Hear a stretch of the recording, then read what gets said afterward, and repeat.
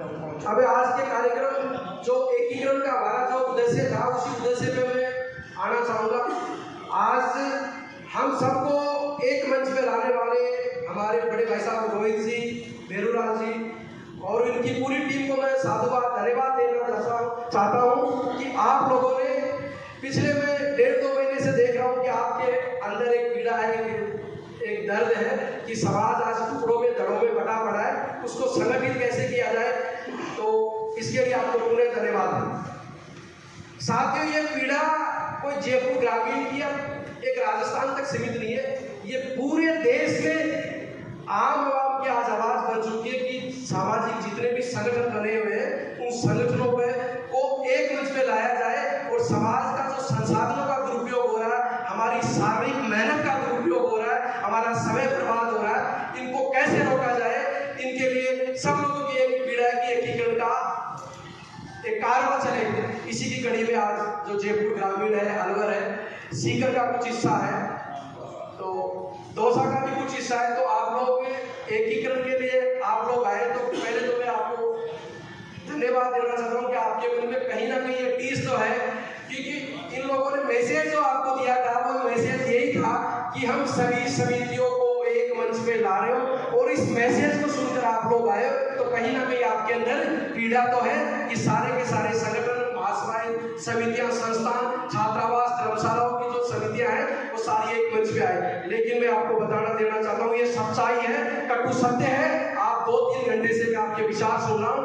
कोई भी व्यक्ति अपना अस्तित्व, पहले भी मैंने मीटिंग में कहा था, थानागाजी में मीटिंग हुई थी, मैंने कहा था कोई भी व्यक्ति अपना अस्तित्व नहीं खोना चाहता।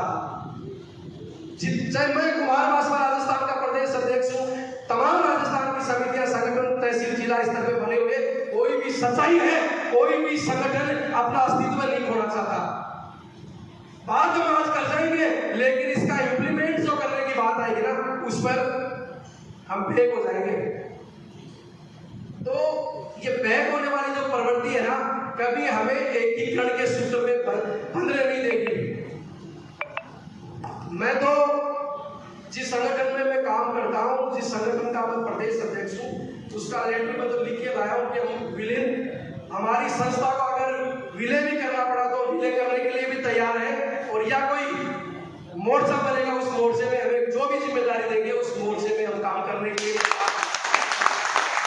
जब आप लोगों को ये पता था कि हमें मोर्चे में शामिल होना है, समितियों को एक करना है, तो आप लोगों को आपकी पहले ही मीटिंग कर लेनी चाहिए थी। हम उनसे पूछेंगे, पूछने का तो सवाल ही नहीं होना चाहिए।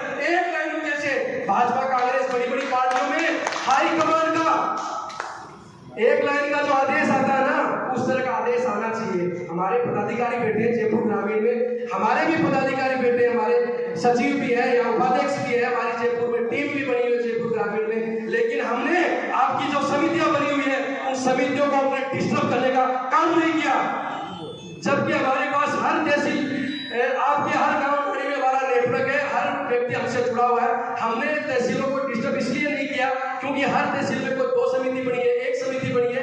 वो समितियां जब छूट पड़ती है तब किशोर के साथ में खड़ी रहती है, कुमार महासभा के साथ में खड़ी रहती है, पूरे राजस्थान में कुमार समाज के साथ में खड़ी रहती है। वहां में कुमार महासभा को स्थापित करके समाज को जोड़ने का नहीं, समाज को तोड़ने का मैं काम करूंगा उस वक्त।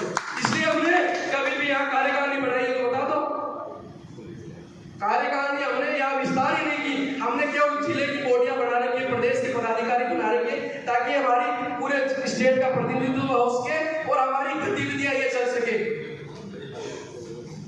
तो हमारा उद्देश्य ये क्लियर उद्देश्य है कि एकीकरण होना चाहिए, और एकीकरण होना चाहिए तो किस तरह एकीकरण होना चाहिए मैं पहले आपको बता दूं।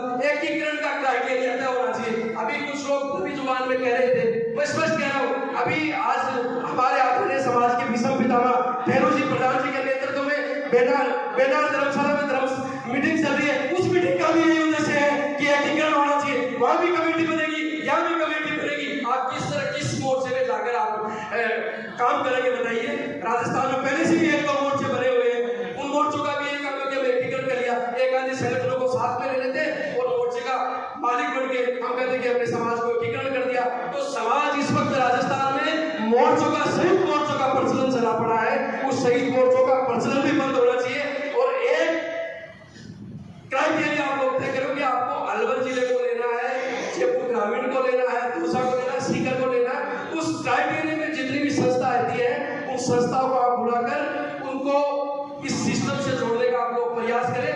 बिना हाथ पैर के, बिना जड़ों के आप लोग काम करोगे ना, कभी स्थापित नहीं हो सकते, कभी आपका जो एकीकरण का जो मिशन है वो कभी पूरा नहीं हो सकता, क्योंकि आपने ये तय नहीं किया कि हमारा क्राइटेरिया क्या होगा।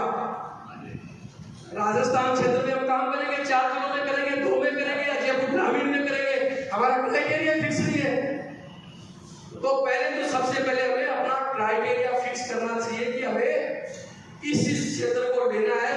वो बाद में जो जुड़ने वाली जो चीजें आएगी वो जुड़ जाएगी बाद में, किस समिति को हमें जोड़ना है, किस समिति को नहीं जोड़ना, वो किस क्षेत्र को नहीं जोड़ना, वो जुड़ता रहेगा बाद में। आपको पहले सबसे पहले है कि क्षेत्र तय करना चाहिए कि किस क्षेत्र को हमें एकीकरण के सूत्र में बांधना है।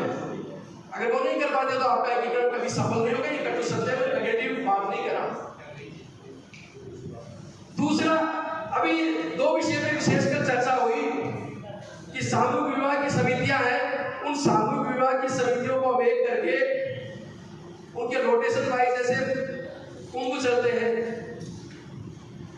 तो कुंभों की तरह अलग अलग रोटेशन से अलग अलग समितियां और कार्यक्रम करें, और इसका मैं पैरवी करता हूं, हमारी तरफ से समर्थन करते हैं इसका। दूसरा, गोपाल जी की बात को भी मैं आगे बढ़ाऊंगा कि समितियां जब जो समिति बनी सामूहिक विवाह के लिए है या और गतिविधि सामाजिक गतिविधियों के लिए बनी है, उनको कार्यक्रम ही नहीं मिलेगा 6 साल 2 साल 5 साल के लिए, तो समितियां निष्क्रिय हो जाएगी। इसलिए एक कॉमन मिनिमम प्रोग्राम तय हो कि हमारा ये जो मोर्चा बनेगा वो मोर्चा कितने कार्यक्रम साल में संचालित करेगा। उन कार्यक्रमों को विवाह समिति का विवाह का कार्यक्रम है वो रोटेशन से दे दो, रक्तदान का रोटेशन से दे दो, शिक्षा का रोटेशन से दे दो, सारे कार्यक्रम जो है रोटेशन से दे दीजिए, ताकि अपनी संस्थाएं भी चलती रहेगी और अपना जो अस्तित्व है ना, सच्चाई वाली बात, वो अपना अस्तित्व भी बरकरार रहेगा। और मोर्चा समितियां कभी एक नहीं हो सकती, ये सत्यता है, कटु सत्य है। पूरे देश भर में भ्रमण करता हूँ और पिछली 10 मीटिंगें मैं अटेंड कर सका हूँ भारत में, अलग अलग कोणों में एकीकरण को लेकर जो हुई है। समस्या है कि कोई व्यक्ति अपना अस्तित्व नहीं खोना चाहता।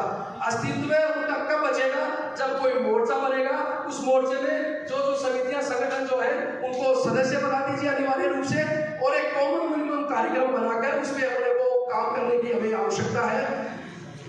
और 2 भी आपने कार्यक्रम सर्वसम्मति से आपने प्रस्ताव पास किया कि भाई सामूहिक रूप से हम शादियां करना चाहते हैं, लेकिन उसका इम्प्लीमेंट क्या होना चाहिए, उसमें अंतिम रूप से कोई बातचीत या अंतिम रूप से कोई फाइनलाइजेशन नहीं हुआ। फाइनलाइजेशन नहीं हुआ तो हम यहाँ मीटिंग करने के बाद अपने अपने घर चले जाएंगे, ये सच्चाई है। आज डॉक्यूमेंट्री रूप से सारी व्यवस्थाएं तय होनी चाहिए और उसके अकॉर्डिंग सामूहिक विवाह के मैटर में मीटिंग तय कर दे अलग से, शिक्षा वाली जितनी भी समितियां हैं उनको अलग तरीके से काम कर दे। रही राजनीति की बात, राजनीति की बात कौन करेगा, राजनीति की बात कौन करेगा बताओ। सामाजिक संगठनों का ही तो काम है राजनीति की बात करेगा, तो राजनीति की बात भी हमें करनी पड़ेगी। राजनीति की बात हम नहीं करेंगे तो फिर कहाँ के लिए बैठे आप जैसे मुकड़े देकर, इन मुकड़ों का कोई टुकड़ा दूर नहीं करेगा जब राजनीतिक क्षेत्र में हम लोग नहीं आएंगे। तो इसलिए राजनीतिक क्षेत्र में जो लोग काम कर रहे हैं उनको राजनीतिक क्षेत्र में उनका सिस्टम को आगे बढ़ाए।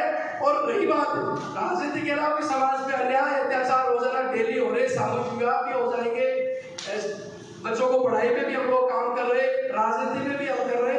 तो दबे कुचले वंचित शोषित लोग परिवार है, उन पे आए दिन अन्याय अत्याचार, कोई माफिया प्लाट रोक लेता है, कोई व्यापारी की दुकान पे कब्जा कर लेता है, किसी के साथ बहन बेटी की बलात्कार हो जाता है, उनकी इज्जत लूट ली जाती है, उनके लिए काम कौन करेगा। तो इन बिंदुओं पे हमें कॉमन मिनिमम प्रोग्राम बनाकर हमें काम करना पड़ेगा, तभी हम आगे बढ़ सकते हैं। बाकी ये कल्पना करने से काम साकार नहीं होगा, हमें इसको आज ही रूप देना होगा, इसका आगामी कार्यक्रम तय करके इसको आगे बढ़ाना पड़ेगा, तभी हम लोग आगे बढ़ सकते हैं। रही बात साथियों संसाधनों की, अभी शिक्षा के विषय में चल रही थी कि रोहित जी भाई साहब कह रहे थे कि नेगेटिविटी जिसके अंदर घर जाती है ना, वो व्यक्ति कभी आगे नहीं बढ़ सकता। शिक्षा हो चाहे कोई भी क्षेत्र हो, मैं मेरी उदाहरण दूं, मेरे पास कई बार तो आने के पैसे नहीं रहते मीटिंगों के अंदर, लेकिन एक जज्बा है बड़े बड़े फॉर्चूनर स्कॉर्पियो गाड़ियां लेके आते हैं, उनसे भी मैं पहले कार्यक्रम में पूछा तो बिना संसाधनों वाला, तो संसाधन कोई मायने नहीं रखता। आदमी के अंदर जज्बा है ना काम करने का, तो संसाधन कोई मायने नहीं रखता। तो इसलिए एक प्रॉपर तरीके से आप लोग काम करें, हमारा जो भी आपका सहयोग रहेगा, आप क्राइटेरिया ये तय कर लो, हमारी जो जयपुर ग्रामीण की जो टीम है, सारी की सारी बेटे सारे लोग ये आपके साथ में तन मन धन से जिस तरह भी आप इनको आदेश करेंगे उस पर ये लोग सारे लोग काम करने के लिए तैयार है। धन्यवाद।